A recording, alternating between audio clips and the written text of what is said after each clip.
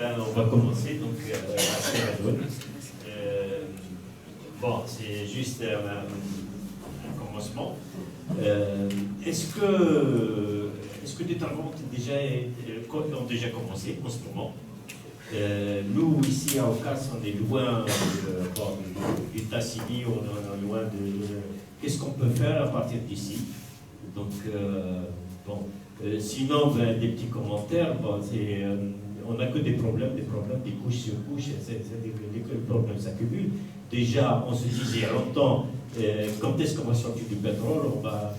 Et maintenant, on nous rajoute des couches supplémentaires de problèmes. Le climat algérien, il se détériore, donc le réchauffement climatique. Quelle est l'influence de l'économie algérienne sur... parce que le climat, il est à l'échelle mondiale. Donc, il se régule à l'échelle mondiale. Quelle est notre contribution au point de vue pétrole? Enfin, puis on en reviendra peut-être. Merci pour votre question. S'il y a d'autres questions. Je ne sais pas s'il y a... Oui,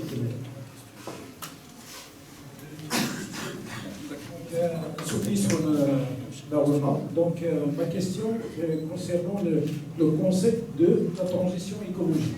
Est-ce que vous pouvez nous donner un aperçu sur le concept de la transition écologique? Merci. Merci. Une autre question, oui.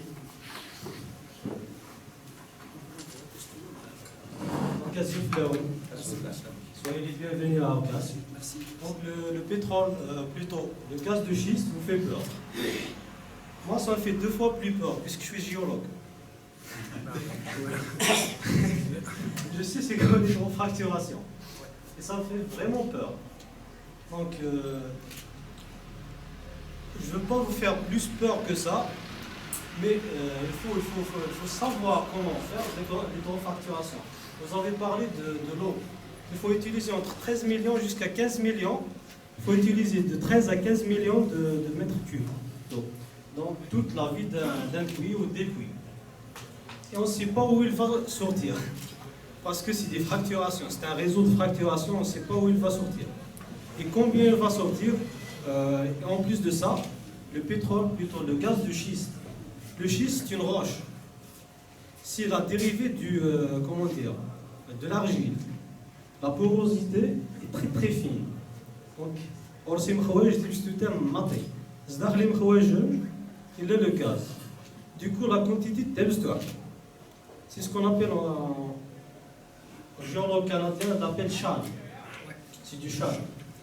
Donc déjà, la quantité de par rapport au prix. On va faire de la vulgarisation scientifique. La quantité de rousse par rapport au coût d'exploitation. En même temps, on n'est pas sûr, elle est différente. Elle va pourrir la nappe. La plus grande nappe, c'est l'Albien. L'Albien, c'est un âge géologique. C'est la plus grande réserve d'eau douce au monde. Elle est à cheval entre 3 pays. 3 pays. L'Algérie, la Tunisie et la Libye. Et nous possédons plus de 75% de cette réserve. La Libye est en train de l'exploiter. Bon, le chahal de débit journalier, mais on ne va pas parler d'eau, on va parler du gaz de schiste.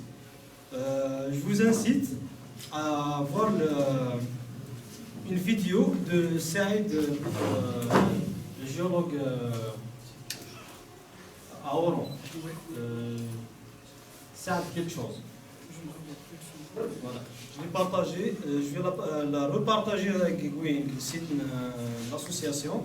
Vraiment, c'est une belle vidéo. Et la vulgarisation scientifique. Vous allez bien comprendre avec des schémas. Voilà, et merci. Merci. Merci infiniment. On va prendre ces 3 questions et après on va poursuivre le débat. D'accord. Merci infiniment pour vos questions pertinentes. Donc je commence par la première. Les travaux sont-ils commencés? Oui, effectivement, le premier puits qui a été donc exploité à titre expérimental, c'était en 2014. Donc avec Total, le géant français, donc dans le domaine des hydrocarbures, possédait 47% des actions, le projet ALA. Ils ont commencé en 2014 et une fois que l'information a été diffusée à l'opinion publique, la population, surtout au sud de notre pays, s'est révoltée contre cette exploitation et puis le projet a été arrêté immédiatement début 2015. Mais après, ils ont repris en 2016, donc discrètement, ils ont commencé d'exploiter, de forer certains puits un peu partout dans le sud algérien qui exploitent justement le gaz de schiste parce que ce qu'ils appellent un changement, ce n'est qu'un changement dans la continuité, c'est toujours le même système qui a planifié déjà en 2014 que l'Algérie exportera son gaz de schiste vers l'Europe et vers le monde à partir de 2022. Donc je crois qu'ils ont mis le paquet pour aller donc vers cette exploitation et ils l'ont commencé déjà en 2016 dans toute la discrétion politique. Sur la question qu'est-ce qu'on peut faire en tant que population, je crois qu'on doit profiter déjà de cette mobilisation citoyenne pour la renforcer encore une fois. Il n'y a pas que le vendredi, si c'est possible, donc on a gagné déjà des espaces, on a brisé je ne parle pas de la Kabylie parce qu'elle était toujours la locomotive de tout mouvement citoyen, mais ailleurs les gens ont brisé donc le mur de la peur. Ils ont gagné de l'espace, ils se sont réappropriés l'espace public pour revendiquer justement des droits politiques, mais également écologiques. Je crois qu'on doit maintenir cette mobilisation citoyenne parce que ce qui a poussé le pouvoir en place en 2015 d'arrêter cette exploitation, c'était la mobilisation surtout des populations du Sud. Donc on doit maintenir cette mobilisation. C'est, à mon sens, le seul moyen à travers lequel on peut empêcher ce massacre écologique. Les solutions proposées, oui, effectivement, aujourd'hui, on peut économiser énormément d'énergie dans le domaine de l'efficacité énergétique, mais également dans la production des énergies renouvelables. Dans le secteur de l'énergie, on dit toujours que l'énergie la moins chère, c'est celle qu'on produit qu'on ne consomme pas. Aujourd'hui, le volet efficacité énergétique n'est pas respecté ni dans le bâtiment, ni dans l'industrie. On subventionne énormément l'électricité au point que les industriels ne prennent pas en considération ça dans leur politique budgétaire. Et on voit, à titre d'exemple, en connaissance de cause, je travaillais dans pas mal de secteurs industriels où j'ai constaté que le volet efficacité énergétique n'a jamais été pris en considération par ces industriels, juste parce que le coût de l'énergie est beaucoup moins cher qu'ailleurs. Donc le volet énergétique, efficacité énergétique dans le secteur du bâtiment et dans l'industrie peut nous permettre de récupérer énormément d'énergie, de quoi satisfaire le besoin des nouveaux clients sans construire pour autant des nouvelles centrales thermiques. Exactement. Donc voilà, c'est important le volet efficacité énergétique. En revenant sur la question de l'énergie renouvelable, l'Algérie détient le potentiel, le second après celui de l'Arabie Saoudite. Donc on détient un potentiel énorme en matière d'énergie solaire et de rayonnement dans la région. Et là, on l'exploite mal. Aujourd'hui, on essaie de construire quelques centrales à titre expérimental pour dire que voilà, l'Algérie s'est engagée dans un processus de transition écologique. Or, c'est faux, parce que ces centrales n'arrivent même pas à dépasser la production de 400 MW. Et le potentiel algérien est beaucoup plus supérieur que cette capacité de production. Je crois que l'ouverture des investissements dans ce secteur, fabrication des panneaux solaires, permettre aux investisseurs privés de conquérir ce marché, c'est l'une des solutions qui va nous permettre de réduire notre production d'électricité provenue du gaz naturel, qu'il soit conventionnel ou gaz de schiste. Maintenant, il y a un enjeu technique que l'électricité produite par les énergies renouvelables ne représente pas vraiment une alternative entière. Ça veut dire qu'on ne peut pas être complètement autonome en produisant de l'énergie verte provenue des filières solaires ou éoliennes.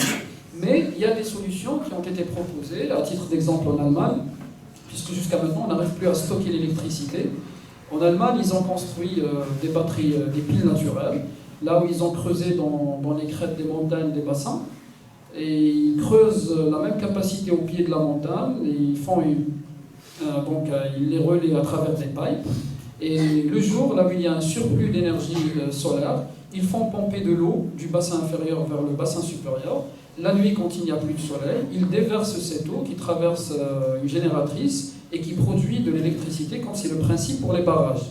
Et là, ils assurent donc une continuité de service avec une bonne qualité le jour et la nuit. Donc il y a des solutions qui ont été proposées ailleurs, sauf c'est à nous de d'avoir une volonté politique, d'aller en ce sens, de se débarrasser de cette économie entière qui ne fait que perdurer le système en place. Donc pour la quatrième question, le concept de la transition écologique, oui, comme son nom l'indique, c'est une transition. On ne peut pas faire une rupture dans l'immédiat avec les énergies conventionnelles. Et la transition écologique consiste à faire un programme national qui va définir ce qu'on appelle le modèle du mix énergétique algérien. Donc actuellement, 98% de notre électricité, elle est produite à partir du gaz naturel et d'autres énergies fossiles, du diesel. Maintenant, si on veut aller vers une transition écologique, on doit réduire considérablement cette production provenue des énergies fossiles.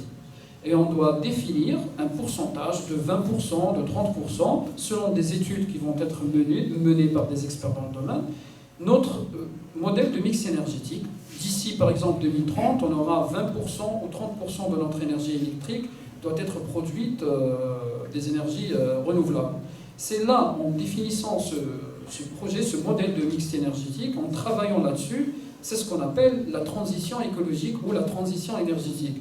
Donc nous, on n'arrive même pas à définir, ça a été fait par le pouvoir en place, mais effectivement, ça a été démesuré parce que lorsqu'ils ont confronté la réalité, ils se sont trouvés dans l'incapacité de répondre à ce besoin et de satisfaire ces engagements. Tout simplement parce que ça a été fait d'une manière improviste. Voilà. Il y a une autre question sur l'hydrofracturation.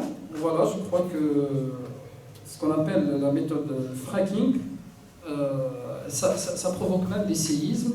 On l'avait vu Dakota à Dakota, donc aux États-Unis, parce que la particularité de l'exploitation du gaz de schiste consiste à ce qu'on fait des forages les uns près des autres, pratiquement entre puits et un puits à 1 kilomètre seulement. Donc si vous allez voir de l'espace, la zone exploitée, vous allez voir des milliers de puits autour. Et la fracturation avec des pressions énormes à 300 bars, ça peut provoquer des séismes. Ça va affaiblir la croûte terrestre, et ce qui provoque des séismes. Et ça... Exactement.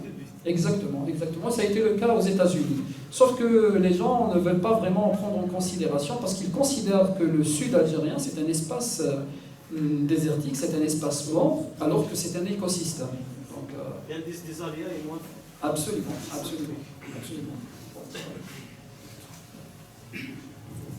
Oui. Donc, pour répondre au monsieur, qu'est-ce qu'on pourrait faire d'ici, pour les gens du Sud?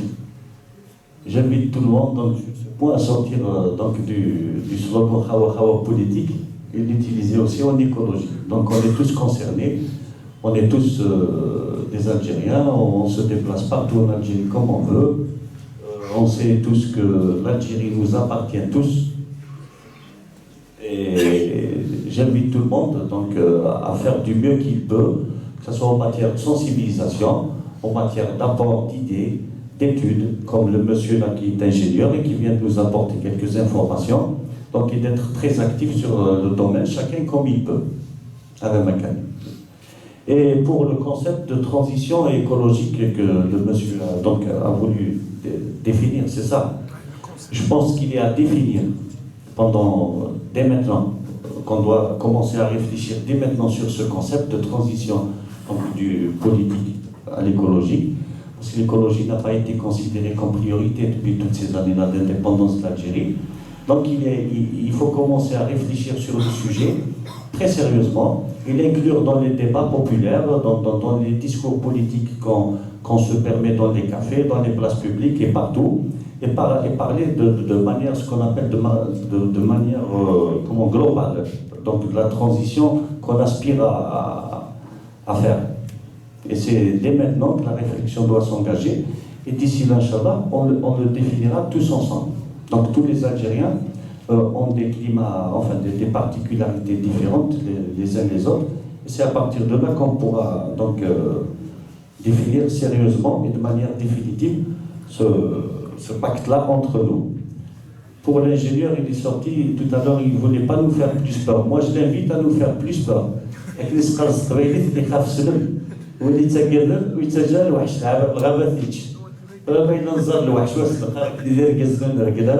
Non, il faut nous faire plus peur à partir du moment où c'est pas populiste, où c'est pas politique comme idée.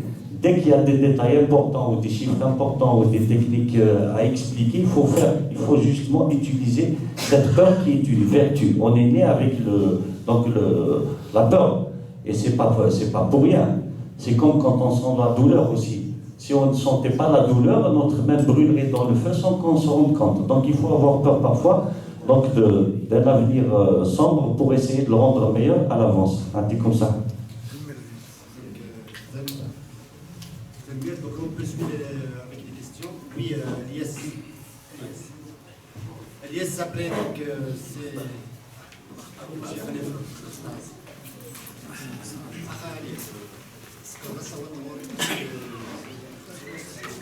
D'accord. D'abord, mon sommeil est des rêves. Azul, soyez les bienvenus. Justement, par rapport à la thématique, je ne vais pas m'étaler trop sur l'impact écologique. Saoud et Narim ont dit beaucoup sur ça. C'est qu'en termes d'exploitation du gaz de schiste, la question que je me pose, est-ce qu'on a besoin de ça tout d'abord? Parce que, tel que je le sais, l'Algérie est classée parmi les pays qui ont la capacité par rapport l'autre technique d'exploitation du gaz naturel. Donc là, on a le deuxième plus grand réserve au monde, on est classé parmi les premiers. Pourquoi y aller à quelque chose d'autre qui est destructeur pour la nature? Là, on ne va pas tirer beaucoup de profit, alors qu'on a déjà une autosuffisance sur notre côté et on n'exploite pas suffisamment les énergies renouvelables qui n'ont pas un impact destructeur sur la nature. Qu'est-ce qui pousse notre pouvoir à céder aux multinationales, par exemple Total qui ne l'exploite pas dans son pays, alors que la France a la grande réserve sur ce sens, mais on le ramène sur ce sens, c'est-à-dire ça nous ramène à la logique du profit. Personnellement, je pense que le combat écologique, le combat pour l'écologie ne peut pas être dissocié du combat contre le capitalisme, contre la recherche du profit. On peut parler d'autres exemples au-delà du gaz de schiste, c'est des exemples locaux. Maintenant, en ce moment, à Bijaya, il y a un rassemblement par rapport au lac Moussaïa, qui est pris par Wanram Alibaba, le seul voleur, pas les 40 voleurs, qui est en train de détruire l'écosystème du lac Moussaïa, qui a privatisé l'espace et la population n'a pas accès. Je peux citer notre combat salutaire au niveau d'Aoukas par rapport à la préservation de la bande boisée qui dure des années. On veut offrir toute une bande boisée à des oligarques qui la détruisent pour qu'ils nous fassent une chaîne hôtelière. C'est des résistances aussi sur le plan écologique qu'il faut saluer, qui sont importantes, mais aussi c'est des exemples, on peut tirer des leçons sur ces expériences, sur ces résistances. C'est ça qui va nous permettre quelque part de voir ce qu'on veut en termes de transition. Ça veut dire le développement économique, il ne peut pas se faire sans prendre en charge la question naturelle, sans penser aux générations à venir. Aussi cette question, je pense qu'elle est au centre de la souveraineté nationale. Je pense que les ressources naturelles du pays, ils doivent être une question de souveraineté, doivent être inscrites dans la Constitution. C'est des questions qui interpellent directement la population, elle est directement liée, soit sur le plan écologique, soit sur le plan social, soit sur le plan économique. C'est pour ça que cette décision, normalement, elle doit être l'émanation de la population. Tous les projets qui engagent la souveraineté nationale, elles doivent revenir à la population, justement parce que le truc d'assemblée constituante, c'est par rapport à ces questions qu'il tient son sens. Concrètement, quand on dit qu'il faut le changement de système, ne peut pas passer par le changement, par l'édifice d'une autre Algérie sur une base sociale, économique, écologique, le devenir de l'Algérie. On doit lui donner un contenu à travers une assemblée constituante souveraine. Quand on dit souveraine, ça veut dire qu'elle doit être l'émanation de la population. La question du gaz schiste, elle doit être débattue. C'est une question, je ne pense pas, je ne suis pas d'accord quand on dit c'est une question de spécialiste ou bien d'experts. C'est une question populaire. Bien sûr, les experts et les spécialistes, ils peuvent ramener un apport considérable sur le plan scientifique. Mais le devenir, le choix, il doit revenir à la population. Ça veut dire que c'est des questions déjà. Il faut inscrire dans la nouvelle constitution que toutes les questions qui engagent la souveraineté nationale, qui engagent le sous-sol algérien, il doit être l'émanation populaire. Ça doit passer tout d'abord par un référendum. Ça doit être inscrit quelque part dans la constitution. Mais aussi sur le plan local. Toutes les questions, quand on dit la décentralisation, quand on remet en cause le système de gouvernance, ce n'est pas à une personne telle de bonne, légitime ou pas, de décider sur une question aussi centrale.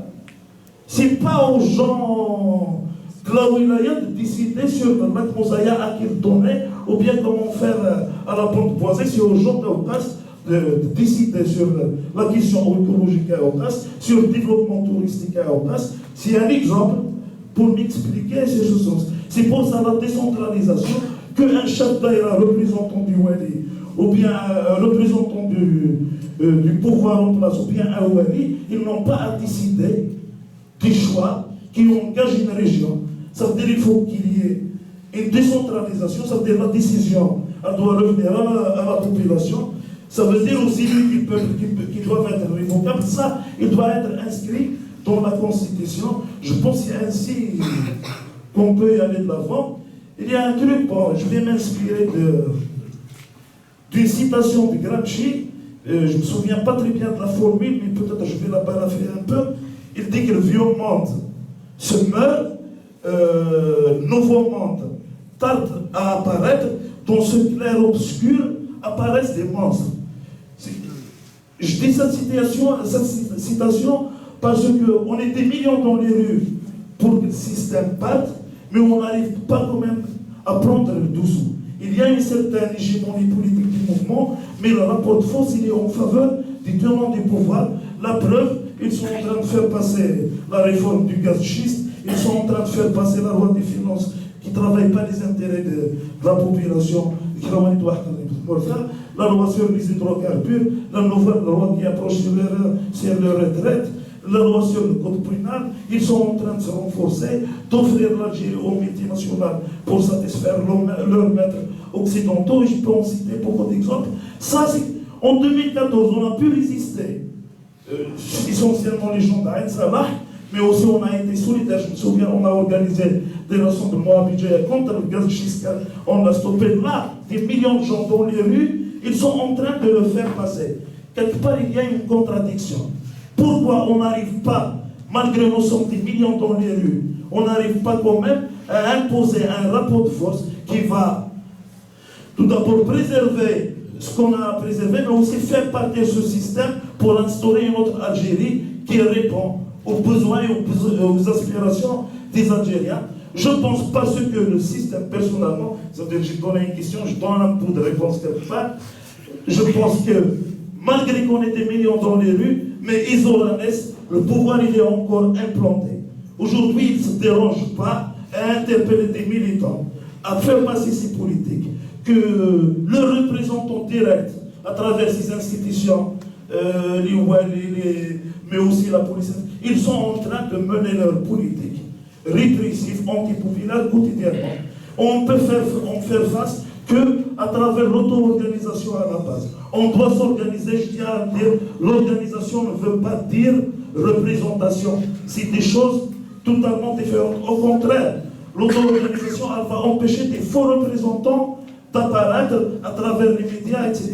S'organiser tout d'abord pour les questions urgentes, telle que la libération des détenus, pour arrêter la répression. On a vu ce qui s'est passé hier à Masque, c'est catastrophique. On a frappé, on a tabassé les géniteurs en pleine rue, tel qu'ils ont fait avant-hier de Sidi Blabès, à Borges.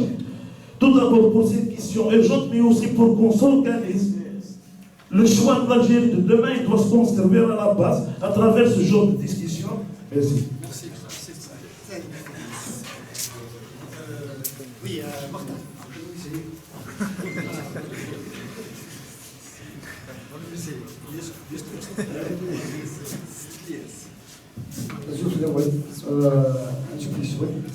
Sincèrement, je vous trouve très complémentaire et vous m'avez fait penser à un certain Jean-Jacques Rousseau qui a dit écoute bûcheron, arrête le pain un peu.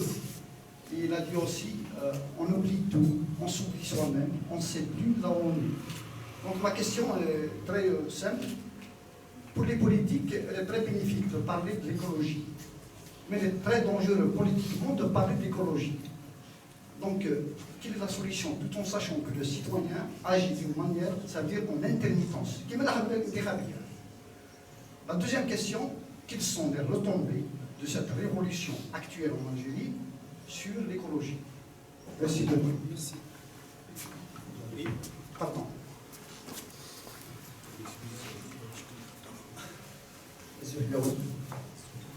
C'est toujours un plaisir de vous écouter, d'être aussi pertinent. Et ce que je vous dirais est valable dans une deuxième république. On ne peut pas le réaliser. Donc, est-il possible de faire un lobby écologique, de préparer une charte, de faire ce que vous êtes en train de faire, multiplier les conférences dans tout le pays et d'avoir une adhésion populaire pour faire une sorte d'un mouvement qui va obliger, si je m'inspire à peu près de ce qu'a fait Nicolas Hulot en France, il a fait une charte écologique, il a obligé tous les partis politiques, ça se passe, c'est valable dans les législatives, venir aux élections présidentielles, afin que les candidats signent d'avance une charte écologique, de dire, voilà, si je suis élu président, je vais respecter ça, si je suis élu député par exemple pour les partis politiques, donc ils vont défendre cette charte écologique. Et il faut la faire tant qu'un mouvement, peut-être d'ici les prochaines années, on aura un parti politique écologique, on ne sait jamais, tout est possible.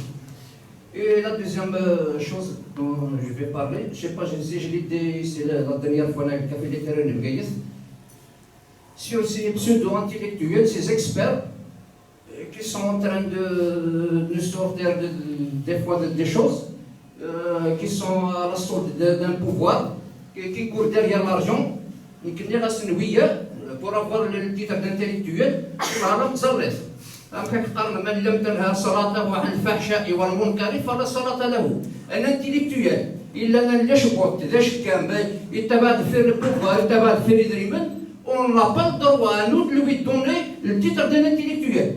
Donc il faut séparer. Un qui va le diplôme lycéen, mais il est à la sorte d'un pouvoir illégitime, on n'a pas le droit de dire de lui c'est un intellectuel. Il y a des comme ça, merci.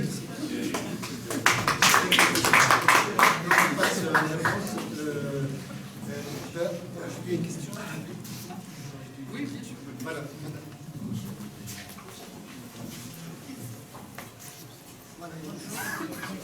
C'est dans 6 mots, c'est pas Attention, bienvenue. Moi, je voudrais, moi, je ne suis pas une experte en écologie. Comme ça.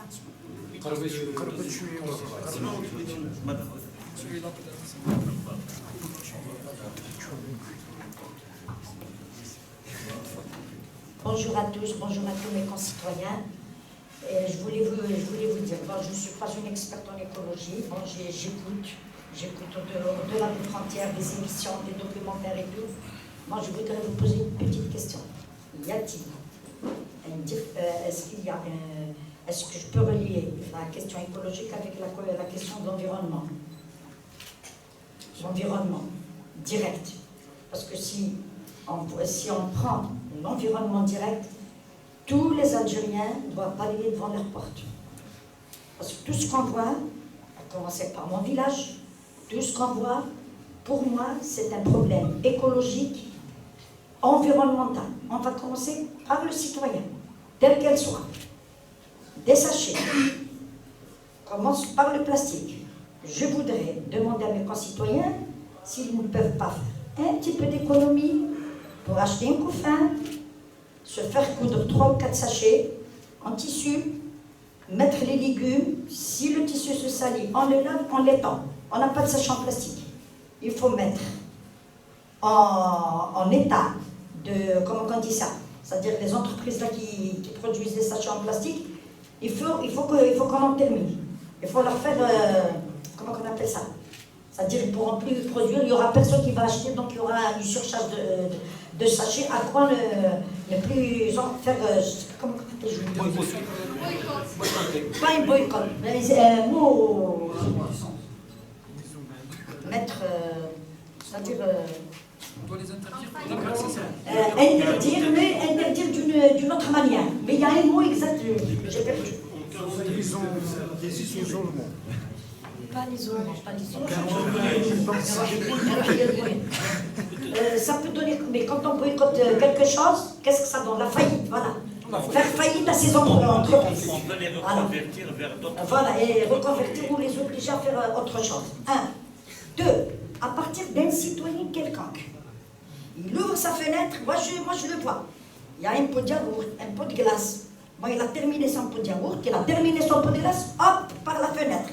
Pour moi, ça devient un problème environnemental, puisque la rue devient un dépotoir, devient une décharge. Bon, mais aussi, pour qu'il y ait ça, il faut qu'il y ait des moyens. Parce que l'écologie, c'est beau de parler, mais il faut ramener les moyens. Comment qu'on va en finir avec ces ordures? Parce que vous savez, sur les trottoirs, on est algériens.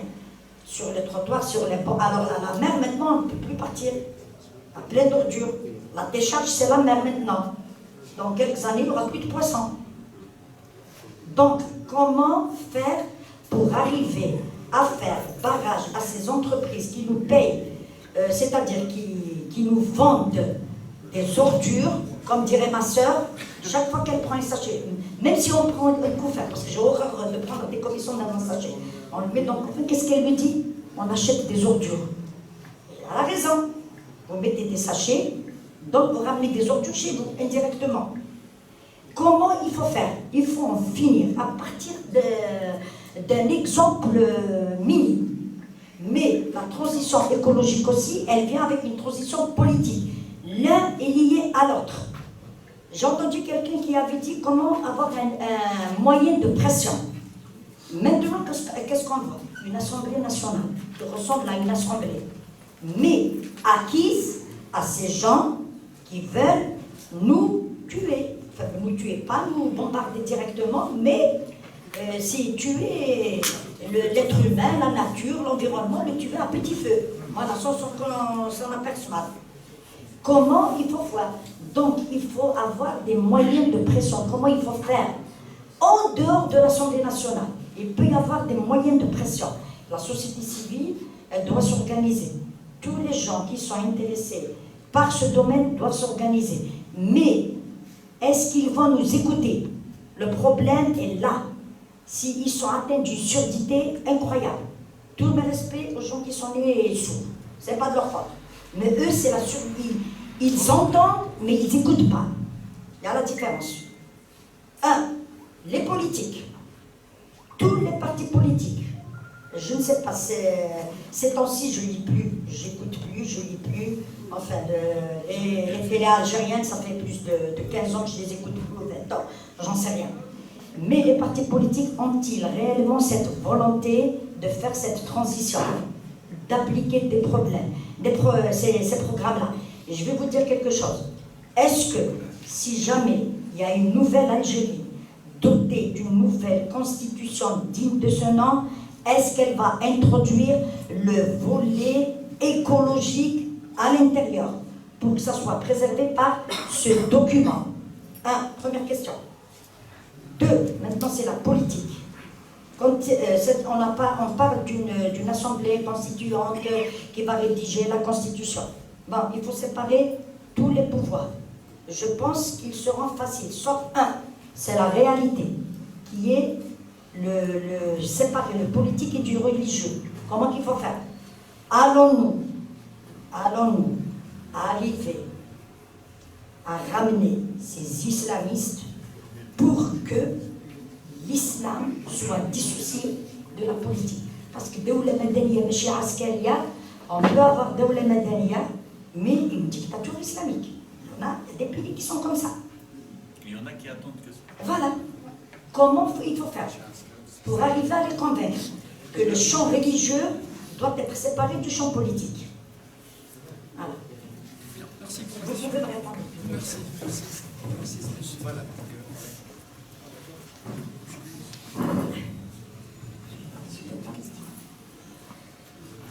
Donc je vais essayer de me retrouver ici. Donc laisse-toi qui est mon ami, mon frère. Donc est-ce qu'on a besoin de ce gaz de schiste? On n'en a pas besoin. On a des stocks assez considérables. Et je pense que ces besoins donc, supplémentaires en gaz de schiste sont beaucoup plus des besoins donc, des Occidentaux. Et au passage, ça leur permet de nous utiliser comme un grand laboratoire où les rats, c'est nous, en fait. Les rats de laboratoire, heureusement, c'est les blancs, c'est les beaux, c'est pas les noirs. Là. Donc on n'a pas besoin de ça. Encore une fois, donc l'Algérie, l'Afrique va servir de laboratoire pour ces pays-là. En attendant qu'ils développent plus leur technologie aussi. Parce qu'on n'a pas créé cette technologie, c'est la leur. Si c'était vraiment opportun d'utiliser et qu'elle était une technologie propre, ils l'auraient utilisée chez eux, en dehors des Américains qui le font à outrance en ce moment. Donc, qu'est-ce qui pousse le système à céder à l'exploitation du gaz de schiste? C'est son illégitimité tout simplement. Je pense que les Occidentaux jusqu'ici n'ont jamais fait, j'ai jamais vu depuis mes 44 ans, donc les puissances étrangères faire pression sur des gouvernements ou des systèmes politiques légitimes. Ils ont tout le temps fait leur pression et tout le temps utilisé des systèmes illégitimes à travers le monde pour spolier leurs richesses et faire leur expérimentation. Donc c'est l'illégitimité de tout ce système depuis 57 ans. 58 ans maintenant. 57 ans, c'était au 22 février. Donc 2019, on est au prochain 22, donc on est bientôt à 58 ans de ce système. Donc, l'exploitation du gaz de schiste et les experts. Donc, sans vouloir dénigrer tous les experts, on a vu un phénomène ces dernières années, surtout depuis l'ère Bouteflika. Dès qu'on nous montre quelqu'un à la télé, on met le sous-titre en bas, expert économique, expert politique. Dès que quelqu'un parle dans 2-3 émissions, il est expert. Alors que les vrais experts, c'est des gens qui ont travaillé avec des gouvernements, qui ont fait des études très sérieuses sur certains domaines, qui les ont diffusés dans de grandes revues. Qui disent, ça y est, on est le seul pays, on voit des experts partout à la télé, mais on ne voit pas leurs œuvres, comment dire, universitaires ou intelligentes, ou leurs idées, ou leurs propositions, carrément leurs créations. Donc on a des experts qui sont des coquilles vides. Il y a certainement des vrais experts donc, en Algérie, des vraies têtes qui pensent, mais je pense qu'ils ont tout le temps été écartés ou ils ont tous quitté ce pays. Donc pour moi, un expert, quand il est consulté par le peuple, je pense qu'il est plus ou moins honnête et qu'il donne ses vraies impressions et ses vraies études sur un sujet. Mais dès lors qu'il est consulté par des gouvernements illégitimes ou des systèmes illégitimes ou des multinationales, il est obligé de faire une bonne proforma de travail à fournir et pour encaisser la somme, donc il doit dire ce que ces gens-là veulent entendre. C'est tout. Donc, c'est mortal, celui-là. Quelles sont les retombées donc, de la révolution sur l'écologie? Je pense qu'on ne peut pas parler de retombées. Le 22, on a commencé tous avec une conscience collective. Pas avec des cupidités personnelles, le 22 février. Et je pense c'est pour ça que moi et mon ami Moussa, on a discuté de ça il y a quelques semaines. Il faut que ce volet écologique soit pris en considération, soit pris en compte, ainsi que le volet culturel et historique. Avec quoi ils ont tenu 57 ans? Ils ont déformé la culture algérienne, son histoire, ils ont négligé l'écologie, ils se sont investis sur une économie bananière entière, ils ont même commis des crimes à chaque fois que quelqu'un s'opposait à eux dans tout ce qu'ils font. Donc nous devons avoir une conscience collective sur le sujet pour que cette révolution ait une retombée qui va présager, donc augurer un meilleur avenir. C'est beaucoup plus une affaire de conscience collective. Et je pense que c'est un point où personne ne pourra vous dire que je ne suis pas d'accord ou je suis contre ça. L'écologie, ça concerne tout le monde. Donc, quelles sont les retombées? Charte écologique, possibilité. Bien sûr qu'il faut qu'il y ait une charte, une espèce de contrat social écologique entre nous aussi, comme il doit être politique aussi. Et concernant les intellectuels, je pense qu'ils devraient, dorénavant en Algérie, parce qu'on le voit souvent, que la classe intellectuelle, l'élite, le Moussaqafa, moi je n'ai vu que je n'ai connu que le Moussaqafin qui les arrange. En dehors du Moussaqafin que je connais dans mon quartier, que dans d'autres villes que je visite ou dans d'autres pays au monde, médiatiquement, l'Algérien, enfin tous les Algériens ne connaissent que le Moussaqafin qui les arrange.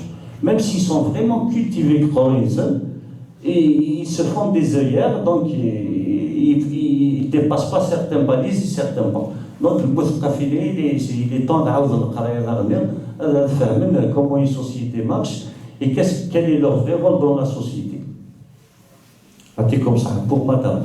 Alors madame, pour le volet environnement, ça rentre dans la conscience collective. Là, en ZAD PUD 22, on voit les gens ramasser les bouteilles, le car quand on fait des marches, le vendredi, le mardi. Mais moi, personnellement, je vois des gens jeter des bouteilles le reste des jours de semaine. Donc, il faut que tout le monde comprenne que c'est pas parce que le mardi, on se regarde tous dans la marche qu'on doit ramasser la bouteille. Si on... Moi, j'ai interpellé une femme qui venait d'ouvrir un chocolat pour son fils. Elle a jeté le papier par terre. Je lui ai dit, madame, en souriant, sans vouloir la vexer, madame, vous avez fait tomber le papier. Je ne lui ai pas dit, vous l'avez jeté. Pour qu'elle montre au moins son fils de 5 ans. Ah, j'ai failli passer pour un agresseur. Sincèrement. Donc, la constitution d'une nation, c'est le contrat social entre tous les individus de cette nation. C'est la loi mère de tous les pays du monde. Donc c'est à travers la loi qu'on peut éduquer ou rendre conscient un peuple. Je me testinti 1000 fois. Testinti 1000 fois. Quand tu guerres la lqa, avec tu guerres. Ou ça c'est ici au ouest, avec la litchada. La sécurité, ça garde qu'il a des procès. Le permis, c'est ce qu'ils ont fait en France. C'est les lois, ils sont tombés sur. Voilà, le permis de diplôme. Singapour, il suffit de cracher par terre, vous avez $100. Un Migo, vous avez $100. Mais ils vivent bien, ils ont une bonne qualité de vie. Ils étaient infestés de moustiques il y a 40-50 ans, et de marécages et tout. C'est l'un des pays les plus propres au monde, où les gens n'utilisent même pas de voiture. Au Singapour, par exemple, pour réduire la circulation automobile à un certain moment, ils ont mis à côté donc, les moyens pour le peuple. Donc les trains, les métros, les moyens de transport collectif et tout.